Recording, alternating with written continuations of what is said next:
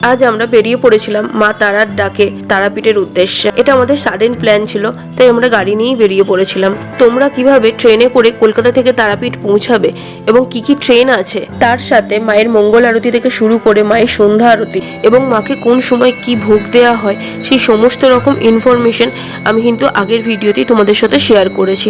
সেই ভিডিওর লিঙ্ক আমি ডিসক্রিপশন বক্সে তোমাদের জন্য দিয়ে দেবো। আমরা গেছিলাম জানুয়ারি মাসে, আর এই ভিডিওতে তোমাদের জন্য থাকছে কিভাবে বাই কার আমরা তারাপীঠ পৌঁছালাম, কিভাবে আমরা মায়ের পুজো দিলাম। সাথে আর একটাও কথা তোমাদের সাথে শেয়ার করব, যেটা মন্দিরে পুরাতন নিয়ম চেঞ্জ হয়ে নতুন নিয়ম হয়েছে, সেই সমস্ত রকম ইনফরমেশন আমি তোমাদের সাথে শেয়ার করব। চলো ভিডিওটা শুরু করা যাক।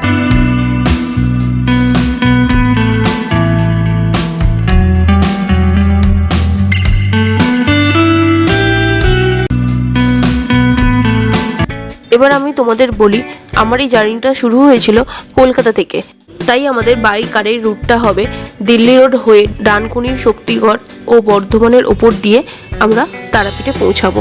তোমাদের সুবিধার জন্য আমি রুটটা শেয়ার করে দিলাম। তারাপীঠ পৌঁছাতে সময় লাগে অ্যাপ্রক্স 5 ঘন্টা। এবার রাস্তার ওপর ডিপেন্ড করছে, কম বেশি লাগতেই পারে। একভাবে 2 ঘন্টা যাওয়ার পরে মনে হচ্ছিল একটু হল্ট নিলে ভালো হতো, আর তারপরেই চলে এলো শক্তিগড় প্রায় 2.5 ঘন্টার মাথাতেই। তাই সেখানে আমরা একটু হল্ট নিয়ে নিয়েছিলাম 10-15 মিনিটের জন্য। আর আমরা সবাই শক্তিগড়কে চিনি বলতেই ল্যাংচার জন্য। 10 পিস আছে, এটা 24 পিস আছে আপনার 100 টাকা, এটা কাজু বরফি আছে আপনার 100 টাকা, এটা সোনপাপড়ি স্পেশাল হবে 100 টাকা।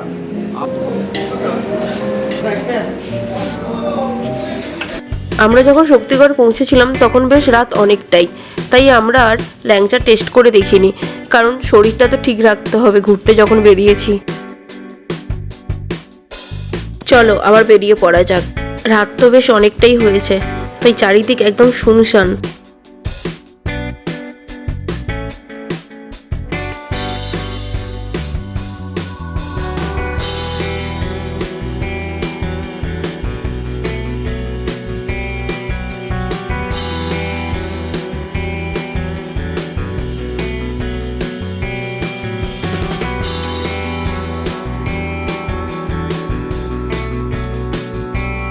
বেশ অনেকটা রাস্তা আমরা চলেও এসেছি। আস্তে আস্তে চারিদিকে ভোরের আলো ফুটছে, বেশ একটা আলাদাই দেখতে লাগছে, একটা অপরূপ সৌন্দর্য চারিদিকটাই।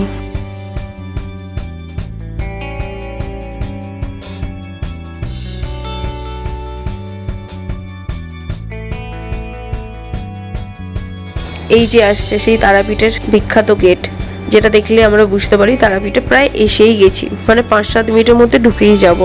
আমরা পৌঁছেই আগে হোটেলে চলে যাব, একটু রেস্ট নিয়ে নেবো, কারণ আমাদের শরীর আর দিচ্ছিল না। দেন আমরা পুজো দিতে যাব। এই হলো তারাপীঠ মন্দিরের মেন গেট। এবার আমরা পুজো দিতে যাব, তার আগে আমরা একটু ফুলের মালা, মিষ্টির ডালা কিনে নিই। চলো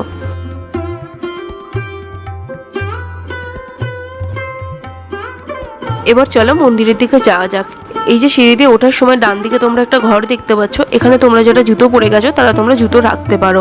আর আমার হোটেল মন্দির থেকে ঠিক 2 মিনিটের দূরত্ব ছিল, তাই আমি হোটেলেই জুতো রেখে এসেছি।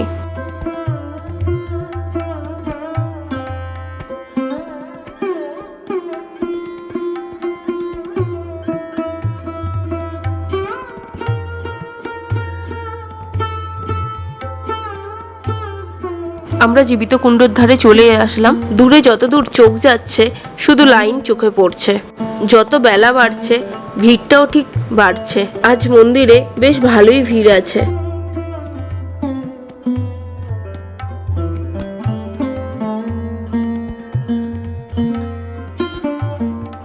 এখন কিন্তু আগের মতন 2-3টে ভিআইপি লাইন নেই, এখন হচ্ছে একটা জেনারেল লাইন আর একটা হচ্ছে ভিআইপি লাইন।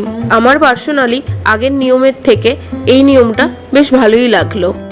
আর একটাও নতুন নিয়ম হয়েছে কিন্তু মন্দিরের ভিতরে ফোন নিয়ে কিন্তু এখন ঢুকতে দিচ্ছে না। মন্দিরের গর্ভগৃহে ঢোকার আগেই কিন্তু ফোন জমা দিতে হচ্ছে। সিকিউরিটি ফোন জমা নিয়ে তোমাদের একটা টোকেন দিয়ে দেবে, আর পুজো দেওয়ার পর কিন্তু তোমাদের এখান থেকেই কালেক্ট করতে হবে। মায়ের এত সুন্দর রূপ দর্শন পেলেই মন প্রাণ সব ভরে যায়। জয় মা তারা।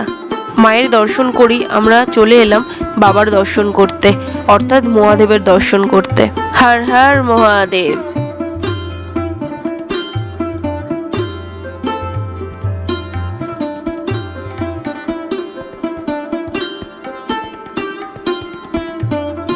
আমরা তো পুজো খুব ভালোভাবেই দিলাম এবং মাকে দর্শনও খুব ভালোভাবে করলাম, কিন্তু জীবিত কুণ্ডর পাশে যে বাবা বামদেবের মন্দির এবং গণেশ ঠাকুরের যে মন্দির ছিল সেখানে কনস্ট্রাকশনের কাজ হচ্ছে।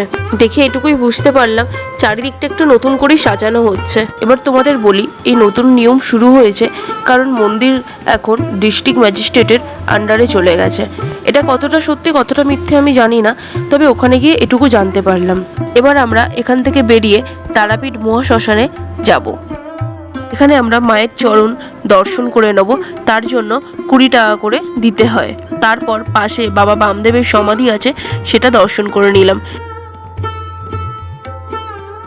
আমাদের সব জায়গায় পুজো দেওয়া কমপ্লিট হয়ে গেছে, আর পুজোটা ঠিকঠাক করে দিলে যেন একটা মনের শান্তি হয়। এবার বিকালের দিকে একটু বেরিয়ে পড়বো। তার আগে 1 কাপ চা না হলে ঠিক মাইন্ডটা ফ্রেশ হয় না, সে বাড়িতে থাকি আর বাইরেই থাকি।